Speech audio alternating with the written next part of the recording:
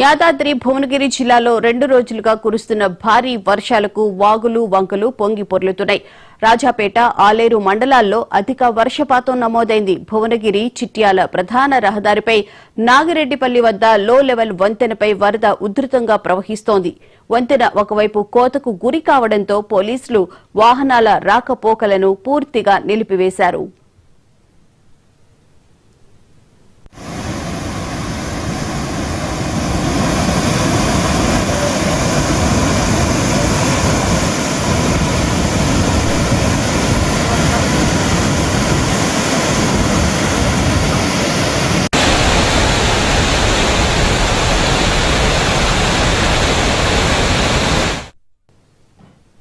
నల్గొండ జిల్లాలోని మూసీ ప్రాజెక్టులోకి భారీగా వరద నీరు వచ్చి చేరుతోంది. ప్రాజెక్టు పూర్తి స్థాయి నీటి మట్టం 645 అడుగులకు చేరుకోవడంతో అధికారులు అప్రమత్తమయ్యారు. ప్రాజెక్టులోకి 9166 క్యూసెక్ల ఇన్ఫ్లో కొనసాగుతుండటంతో నీటిని దిగువకు విడుదల చేసేందుకు ప్రాజెక్టు 9 గేట్లను ఎత్తివేశారు.